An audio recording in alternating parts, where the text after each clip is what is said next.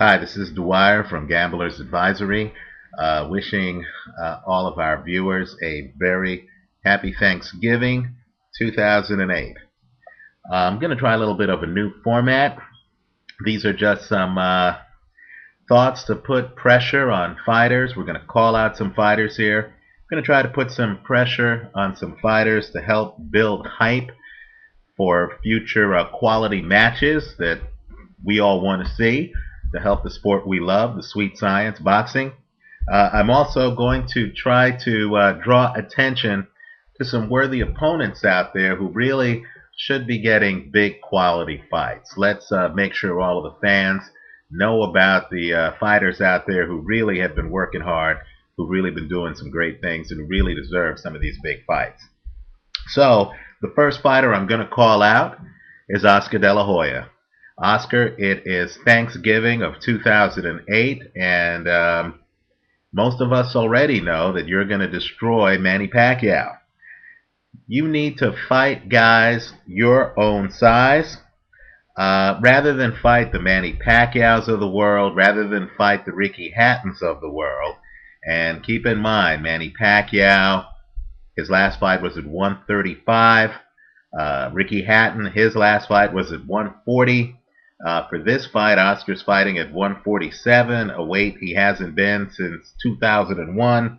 Rather than lose weight to fight lighter guys and to, raise eyebrows on your legacy, since you are a great ambassador of the sport, let me name some guys who I think really are more deserving of title shots, and I hope in 2009 you consider giving these guys title shots. First, Antonio Margarito. Let me just say here, I expect Margarito to beat Shane Mosley. Antonio Margarito might be the best welterweight in the sport. It's about time, Oscar, that you get in the ring with Antonio Margarito in something other than a sparring session. Another fighter is Joshua Clottey. Clottey is one of the champions. He is an excellent fighter. He destroyed Diego Corrales. Um, Antonio Margarito previously fought Joshua Clottey, who's a great fighter. It's about time, Oscar, that you allow Joshua Clottey to be in the ring opposite you. I think that's another big fight.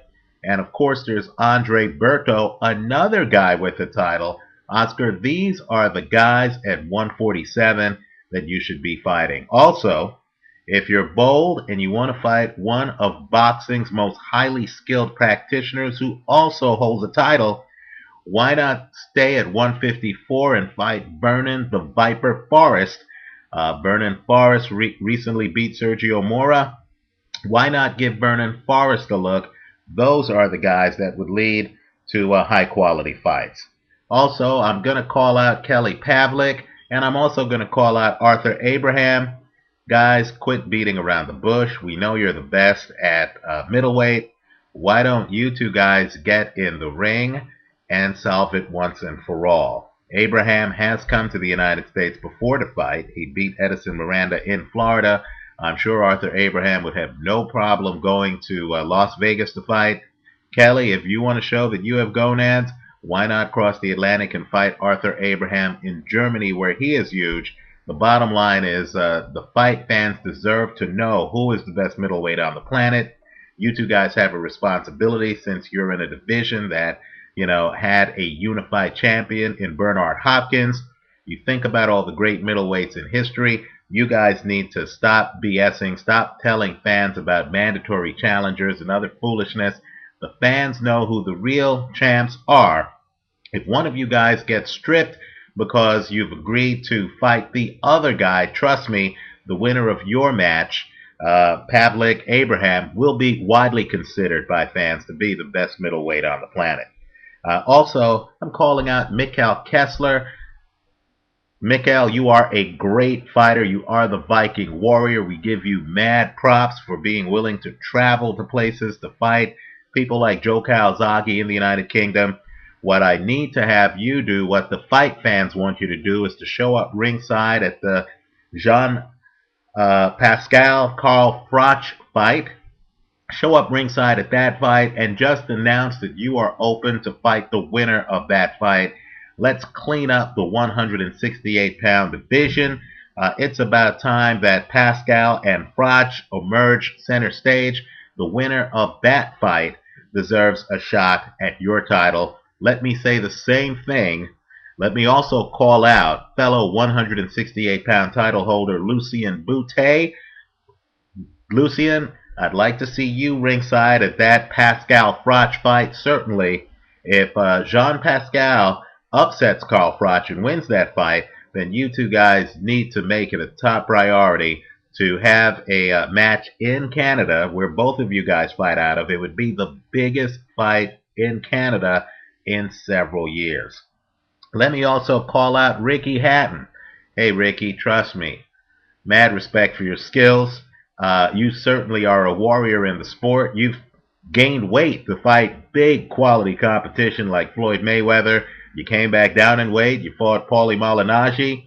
Much respect. I can't say you're ducking anyone. Now you want to gain weight to fight Oscar De La Hoya? Before you do that, why don't you show up ringside at the Kendall Holt-Ricardo Torres fight? Let's get that 140-pound weight class cleaned up. Take on the winner of that fight in a unification match. It would be lights out. If the public's not aware of it, Kendall Holt is an excellent boxer with power. And of course, Ricardo Torres is one of boxing's undiscovered treasures. Understand, when Ricardo Torres fought Miguel Cotto, he dropped Miguel Cotto. When Ricardo Torres last fought Kendall Holt, he dropped Kendall Holt twice. Of course, Kendall Holt then dropped Ricardo Torres. These are great champions. These are great fighters. I hope the public takes a look at both Holt and Torres. Trust me, either of these guys would give Ricky Hatton a handful. Ricky Hatton, after that Paulie Malignaggi fight, said that he felt that nobody could beat him at 140. Hey, Ricky, it's about time you step in the ring with the other great fighters at 140 so we can find that out. Let me also say, too, David Haye, congratulations. You have some of the fastest hands in boxing. You have some great power at boxing. You are a refreshing change of pace in boxing. You beat Monty Barrett. I got news for you, David. Monty Barrett hit the canvas several times against Nikolai Valuev. Monty Barrett is not a litmus test for the heavyweight division.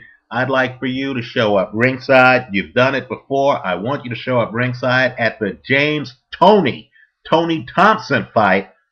Call out the winner of that fight. You can literally just say, look, I want to fight Vitaly Klitschko or Vladimir Klitschko. If I don't get them, then I want the winner of this fight. Your idol is Evander Holyfield. James Toney destroyed Evander Holyfield. Holyfield's corner threw in the towel. That's how bad the beatdown was. In fact, Holyfield was on the canvas in that fight. Your boy Tony Thompson lasted 11 rounds. Well, almost 11 rounds with Vladimir Klitschko. He ultimately got stopped. Give us a measuring stick against the winner of Tony against Tony Thompson. Give us a measuring stick on how good you are as a heavyweight. And finally, to three great champions. Bernard Hopkins, hey, mad respect. Bernard Hopkins, Winky Wright, and Roy Jones. And trust me, Roy, I saw that Calzaghe fight. You still have gas left in the tank. To all three of you guys, I say, take a chance on possibly the sport's best fighter. Let the public know about Bad Chad Dawson. Get him in the ring. You show us if Chad Dawson, who recently beat Antonio Tarver convincingly, you show us if Chad Dawson is the real thing or if he's a paper tiger. Dawson, who is very good, deserves to be in against the best. And guys, I'm guessing Joe Calzaghe is retired. So that leaves the mantle to you three guys.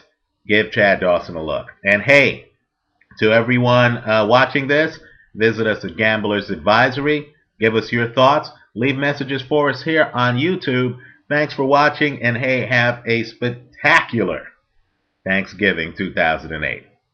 I'm gone. Peace.